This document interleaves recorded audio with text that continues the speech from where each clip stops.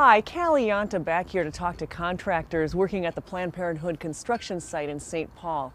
I've been in the area talking with residents and workers nearby.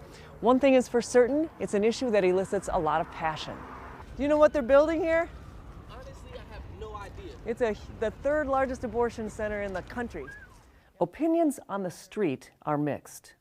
The fact that they're building it here is kind of aggravating, just slightly aggravating, because there's a high school right around the corner, and there's a lot of businesses in the neighborhood, and it kind of brings a negative stigma. I personally feel that it's a woman's choice.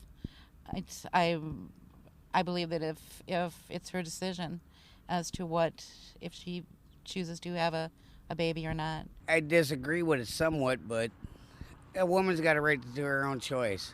I don't believe in it, but I think more effort's got to be into putting the family structure back together better. It's broken, and that's why this is going up. And they're making a lot of money. They're going to make a lot of money here.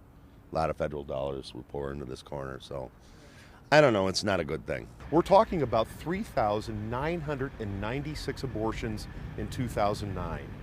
So, which is a huge number in one facility, and that's in their old location, which is a very small building. Moving into here, they're going to easily be able to double the number of abortions that they do. So we don't know how quickly they'll get to their capacity here, but we also know that they're building this building in such a manner that they can add an extra floor in the future. So they can always add on and do more. Brian Gibson is Executive Director of Pro-Life Action Ministries. What is the tact that Pro-Life Action Ministries is taking? Well, as we have seen contractors come out here and start doing work, we have contacted them via mail right away, encouraging them not to do the work, letting them know that what they're doing is building a killing center. They're building a killing center and that they shouldn't do this. So we've appealed to them not to do it. After making that contact, if we don't get a response from them, which has been the case so far, no one has responded to these contacts, we then are listing them on the internet so that good people can contact them also and let them know that they shouldn't be doing this work and to get out of it. If you were aware of a man who's working on this project watching this interview right now, what would you tell him? What would you advise him to do? Well, I would tell him, first of all, you are building the equivalent of an Auschwitz, and maybe even more so. The number of people who will be murdered inside this building in the future will dwarf the numbers who were killed inside Auschwitz. So you need to start thinking in that real reality. Don't do this. Don't do this work. And contractor, I know this is a tough economy, especially for building trades. I know this is a tough economy, but your soul and moral truth is far more important than the pocketbook. Do the right thing. God will care for you. And Sunday, this coming Sunday, is Holocaust Memorial or Remembrance Day. And I just heard a broadcast of a survivor of Buchenwald. He was dumped in the trenches with the other dead people. And we talk about Buchenwald and places like that. Somebody built those places. Somebody put the hammer in, somebody dug the post, somebody dug the foundation. Now, a lot of that was slave labor, and under duress, they had no choice. But what if contractors who had a free choice built that place? What if they were Christians and had a free choice and built that place? How much more, because we know more now, we know about Buchenwald, we know about the Holocaust, do we want to have our hands laid to a place, putting the foundation, laying the brick and the mortar, to build a place that's really dedicated to the killing of preborn children?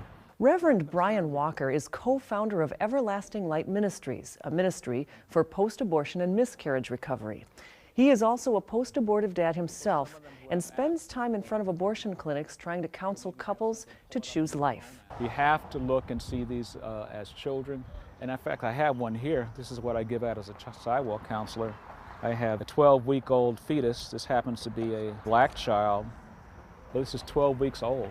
And in 4 weeks, the heart is beating.